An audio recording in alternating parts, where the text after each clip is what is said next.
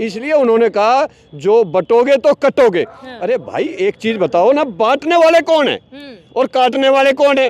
काटने वाले भी यही है और बांटने वाले यही है, और हमें बेवकूफ़ बना रहे हैं। कहीं ना कहीं ये हिंदू और मुसलमान के खिलाफ एक षड्यंत्र है, और अब हम बटेंगे ना कटेंगे, और जो काटेगा और पटेगा उसको हम पिटेंगे। ये हम बहुजन समाज के लोगों ने निर्णय ले लिया है। ओबीसी SC ST माइनॉरिटी के लोगों, अब आज तुम्हारी बारी है, संगठित होकर के अपने हक अधिकार की आवाज उठाओ, बैलेट पेपर ले आओ, तभी जाके पारदर्शिता होगी, संविधान बचाओ। खासकर खुद ओबीसी होने के नाते ओबीसी के लोगों से कहना चाहता हूँ, ये नकली ओबीसी है। 14 से लेकर अब तक SC ST का इतना हक नहीं चिना जितना कि ओबीसी का चिन रहा है। इसलिए मंदिर मस्जिद के मुद्दे को छोड़िए और अपने हक अधिकार की लड़ाई को लड़िए, और एकजुट होकर मंडल के रास्ते पर चलते हुए, बाबा साहब के रास्ते पर चलते हुए एक और आंदोलन करने की जरूरत है। नमस्कार, आप देख रहे हैं द जनता लाइव। मैं हूं आपके साथ नलिनी, और इस वक्त हम मौजूद हैं दिल्ली के रामलीला मैदान में। मेरे साथ इस वक्त विजेंद्र यादव जी मौजूद हैं, जो कि राष्ट्रीय महासभा के अध्यक्ष हैं। वहीं हमारे साथ एक और साथी मौजूद हैं, राज बहादुर जी। राज बहादुर जी भी मौजूद हैं। तमाम मुद्दों पर बात करेंगे और जानेंगे कि आखिर आज रामलीला मैदान में एक कार्यक्रम का आह्वान क्यों किया गया और इस कार्यक्रम के पीछे का मकसद क्या है। सर, शुरुआत आपसे करना चाहूँगी। देखिए, सबसे पहले तो मैं जनता लाइव और यादव विजन चैनल को बधाई देता हूँ कि वो बहुजनों की आवाज़ को आज उठाने के लिए दिल्ली के रामलीला मैदान में आए हैं, तो आपका स्वागत है। देखिए, वी द पीपल तमाम संगठनों को लेकर, सामाजिक संगठनों को लेकर लगातार पिछले 7 वर्षों से देश में बहुजन समाज के हक अधिकार की लड़ाई लड़ रहा है। प्रमुख मुद्दे हैं। आज जो सामाजिक न्याय महाकुंभ का आयोजन किया गया है रामलीला मैदान में, इसका प्रमुख मुद्दा है देश में जो जनगणना होती है हर 10 साल बाद, उसमें जातीय गणना कराने के लिए आज ये प्रमुख मुद्दा हमारा है। क्योंकि देश के अंदर जो 90% बहुसंख्य समाज के लोग हैं, आज वो 76 वर्ष देश की आज़ादी में भी आर्थिक, सामाजिक और राजनीतिक और प्राइवेट सेक्टर में उनके पास उनकी संख्या के हिसाब से, योग्यता के हिसाब से हिस्सेदारी नहीं मिली है। और जो 10% लोग हैं, जो सामंतवादी लोग हैं देश में, आज वो सारे संसाधनों पर, राजनीति पर, सरकारों पर कब्जा जमाए बैठे हैं। इसलिए हमारी डिमांड है वी द पीपल और तमाम संगठनों की कि देश में जाति गणना की जाए और उसके हिसाब से, सर्वे के हिसाब से उसको हिस्सेदारी दिलाने का काम किया जाए। तो दूसरा मुद्दा है हमारा कि इस देश में बैलेट पेपर से, चाहे वो छोटा चुनाव हो, चाहे वो केंद्र का चुनाव हो, वो कराया जाए, ये हमारी डिमांड है। और कहीं ना कहीं जो बहुसंख्य समाज के आज और भी कई मुद्दे हैं, उन मुद्दों में सबसे बड़े मुद्दे हैं, चाहे वो क्रिमिनल ईयर ओबीसी के अंदर लगाया उसको ख़त्म किया जाए, एक रोस्टर सिस्टम है उसको ख़त्म किया जाए, कॉलोजियम सिस्टम जिसकी वजह से आज SC ST OBC और माइनॉरिटी के लोग 76 वर्षों में हाई कोर्ट और सुप्रीम कोर्ट में आज एक भी जज नहीं है हमारा, और 350 परिवार ही देश पर कब्जा जमाए बैठे हैं। कहीं ना कहीं ये देश के अंदर सबका साथ, सबका विकास और सबका विश्वास का जो नारा 2014 से लेकर देश के प्रधानमंत्री ने इस सरकार में दिया, उसके साथ छल किया जा रहा है। 10 का साथ दे रहे हैं और 90 का विनाश करने का काम कर रहे हैं। तो हमारी डिमांड है कि देश में जनगणना के साथ जातिगत जनगणना कराई जाए, और जिसकी सर्वे में कितनी उनके पास ज़मीन है, कितने पढ़े लिखे हैं, कितनी नौकरियां हैं, कितना उनकी हिस्सेदारी है, उसके हिसाब से उनको राजनीति, सामाजिक, आर्थिक और प्राइवेट सेक्टर में सारे संसाधनों पे संख्या के हिसाब से, योग्यता के आधार पर उनको हिस्सेदारी दिलाए। ये हमारी डिमांड है।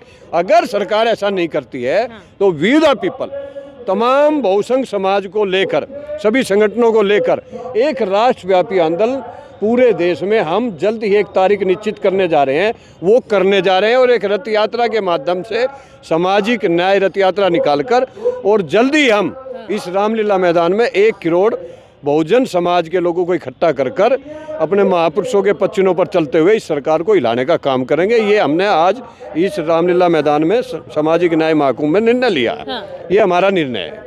सर, बार बार आप लोग जाति जनगणना की बात करते हैं। अभी भी आपने कहा कि सर्वे कराया जाना चाहिए। देश में सर्वे हो तो रहा है, लेकिन देश में सर्वे हो रहा है कि मस्जिदों के नीचे क्या मंदिर है।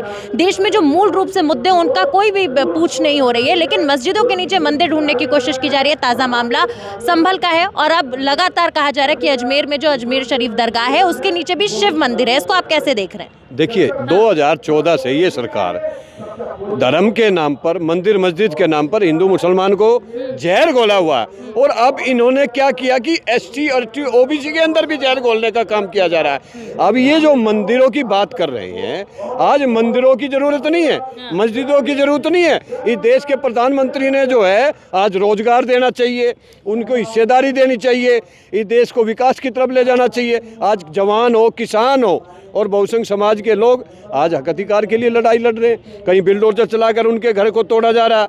कहीं ना कहीं ये एक षड्यंत्र है कि हिंदू को मुसलमान के खिलाफ खड़ा करके जहर घोल के और उनको बांटकर हम सत्ता में कैसे काबिज हों और ये लोग लड़ते रहे। तो ये जो षड्यंत्र है ये आरएसएस द्वारा और इस देश की जो गोदी मीडिया है उसके द्वारा ये चलाया जा रहा है। अब अजमेर शरीफ के अंदर मंदिर नीचे है, ऐसा कौन सा आरएसएस का और बीजेपी का नेता जो भगवान से मिला हुआ जो उसने बताया अगर भाई आप वहाँ मंदिर है दावा कर रहे हैं देख लीजिए। देखिए दावा क्या है कि इस देश की जो गोदी मीडिया ना वो हमारे साथ छल कर रही है, वो झूठ को सच और सच को झूठ दिखाने का काम कर रही है 14 से लेकर आज तक।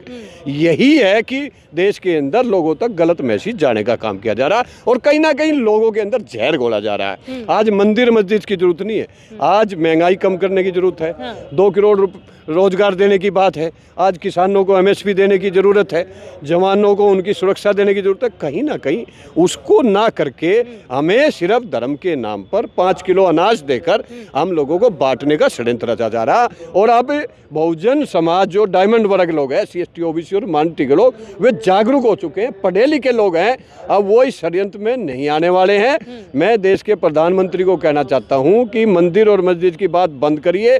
आपका नारा था सबका साथ सबका विकास और सबका विश्वास, उस पर आप चलिए, वरना आने वाले टाइम में एक बार आप बैलेट पेपर से चुनाव करा दीजिए, इस देश के सामने सच्चाई आ जाएगी कौन सरकार किसकी वोटों से जीत रही है। ये छल करके जीत रही है, कहीं ना कहीं हमारी वोट की ताकत के साथ छल किया जा रहा है।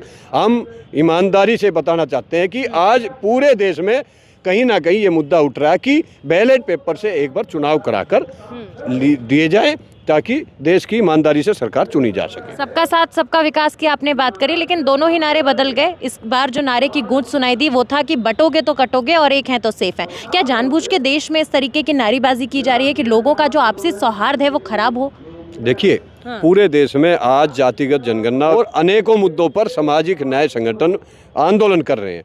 तो इनको ये पता है कि इस आंदोलन को अगर ये कामयाब कर ले गए तो हमें इनको हिस्सेदारी देनी पड़ेगी, इसलिए उन्होंने कहा जो बटोगे तो कटोगे।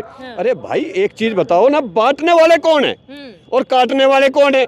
काटने वाले भी यही है और बांटने वाले यही है और हमें बेवकूफ़ बना रहे हैं। कहीं ना कहीं ये हिंदू और मुसलमान के खिलाफ एक षड्यंत्र है और अब हम बटेंगे ना कटेंगे और जो काटेगा और पटेगा उसको हम पिटेंगे। ये हम बहुजन समाज के लोगों ने निर्णय ले लिया है कि हम इस षड्यंत्र में नहीं आने वाले, हम जागरूक हो चुके हैं और हम अब इकट्ठे होकर अपने हक अधिकार की लड़ाई लड़ेंगे, ये हमने निर्णय ले लिया। सर अभी कुछ दिन पहले बहराइच का मसला हुआ, उसके बाद संभल में हिंसा भड़की, 5 लोगों ने अपनी जान गंवा दिया। अब वापस से जो है अजमेर शरीफ पे जिस तरीके से दावेदारी की जा रही है कि वहाँ पे मंदिर है, क्या लगता है बार बार देश में माहौल खराब करने की कोशिश की जा रही है? क्योंकि अगर वहाँ पे भी इस तरीके की चीजें होंगी तो वहाँ पर भी इस तरीके की तस्वीरें सामने आ सकती हैं हिंसा की। देखिए ऐसा है, ये जो हिंसा हो रही है ना, ये सोची समझी रणनीति के तहत प्रशासन को गुड फेथ में लेकर ये किया जा रहा है। इससे क्या होगा कि जो देश के अंदर हमारा आंदोलन चल रहा है, जो हम मुद्दों की लड़ाई लड़ रहे हैं, उनसे ध्यान बांटने के लिए, जो देश में महंगाई बेरोजगारी है, जो पूरे देश दुनिया के अंदर देश का नाम खराब हो रहा है। कहीं ना कहीं अडानी जी आज अमेरिका के अंदर उन पर केस चल रहे हैं, लेकिन यहाँ पर उनको पाक साहब बताते। कहीं ना कहीं ये षड्यंत्र है और मैं देश के लोगों को कहना चाहता हूँ, खासकर डायमंड वर्ग के लोगों को, अब इस षड्यंत्र में नहीं आना हम लोगों को और इकट्ठे होकर इसके खिलाफ लड़ाई लड़नी है। और ये 10% जो मनुवादी लोग हैं, जो RSS के लोग हैं, इनके खिलाफ अभियान चलाकर एक आंदोलन खड़ा कर कर इनको उखाड़ फेंकने का समय आ गया, वरना ये देश खतरे में, संविधान खतरे में, और जब ये दोनों चीज खतरे में तो हम खतरे में। हिंदू भी तो खतरे में ना। देखिए हिंदू कभी खतरे में था ही नहीं। आप एक चीज बताइए, 14 से चल रहा है कि भाई हिंदू राष्ट्र घोषणा कर दो। एक बार बताइए, संभव है क्या? एक बात सुनिए, देश का राष्ट्रपति हिंदू, देश का प्रधानमंत्री हिंदू, देश के सभी मंत्री हिंदू, देश का चुनाव आयोग हिंदू, न्यायपालिका भी वही बैठे हुए हैं, कार्यपालिका पर भी वही बैठे हुए हैं, फिर ये तीसरी बार आ चुका है देश का प्रधानमंत्री, किसकी वेट कर रहा? क्या कोई देश का मुसलमान प्रधानमंत्री बनेगा तब हिंदू राष्ट्र की घोषणा करेगा? अरे 8 बजे आकर आप नोटबंदी कर देते हो, 8 बजे आकर आप जो है लॉकडाउन लगा देते हो। अरे 8 बजे आज आ जाइए और कह दीजिए आज हिंदू राष्ट्र की घोषणा कर दीजिए। कौन मना कर रहा? हम तो मना नहीं कर रहे। हमें हिंदू राष्ट्र नहीं चाहिए, हमें रोजगार चाहिए, हमें विकास चाहिए, हम लोगों को जो है हक अधिकार चाहिए, और वो हक अधिकार मिलेगा संविधान से, वो मिलेगा लड़के। इसलिए ये डरे हुए हैं। इसलिए हमें धर्म के नाम पर कहीं SC ST और OBC को आपस में बिठाकर बिहार में कहेंगे कि यादव आपका सारा आरक्षण छीन गए, उत्तर प्रदेश में कहेंगे कि ये यादव ले गए, ये सैनी ले गए, ये गुज्जर ले गए। कहीं ना कहीं ये षड्यंत्र है। जैसे अभी एक और कानून आया था कि SC ST में ही कोटे में कोटा, ये SC ST को भी बांटने का काम किया जा रहा, क्योंकि कहीं ना कहीं OBC जो है धर्म के नाम पर ज़्यादा बटा हुआ है और OBC का ही सबसे ज़्यादा हक छीन रहा है। और देश का प्रधानमंत्री भी OBC बैठा हुआ। फिर न्यायपालिका में क्यों नहीं हमारा एक जज है? क्यों नहीं 40 केंद्रीय विश्वविद्यालय में एक भी प्रोफेसर हमारा OBC समाज से आता? क्यों 17 से लेकर 25 तक, आज 25 आने वाला है, क्यों हमारी 17,000 सीटें नेट में हमारे OBC के बच्चों की ख़त्म कर दी इसने? क्योंकि उसमें नीट में OBC का आरक्षण ख़त्म कर दिया। आज कहीं ना कहीं OBC समाज जो 65 करोड़ के आसपास देश में है और दूसरा व्यक्ति OBC है, वो आज सबसे ज़्यादा सफ़र कर रहा है। इसलिए मैं खासकर खुद OBC होने के नाते OBC के लोगों से कहना चाहता हूँ, ये नकली OBC है।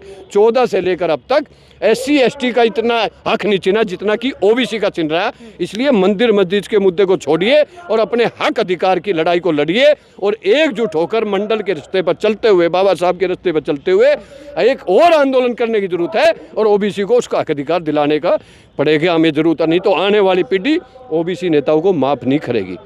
ये हमारा निर्णय है। ठीक है, हमारे साथ राज बहादुर यादव जी भी मौजूद हैं, किसान अध्यक्ष हैं। सर, जिस प्रकार से लगातार देश में माहौल बन रहा है हिंदू मुसलमान का, उस पर आप क्या कहना चाहेंगे? बार बार मस्जिदों के नीचे मंदिरों के सर्वे कराए जाते हैं और फिर दंगे भड़क जाते हैं। यह तो एक साजिश है जी। जब पूरे देश से आवाज़ उठती है और जो ये कह के आए हैं कि शिक्षा, स्वास्थ्य, सुरक्षा दूंगा, तो उस समय ये केवल नफरती जहर बोने का काम करते हैं। मंदिर मस्जिद का नफरती जहर चला रहे हैं, हिंदू मुसलमान का नफरती जहर चला रहे हैं। देश अमन चैन और भाईचारे से चलता है, देश संविधान से चलता है।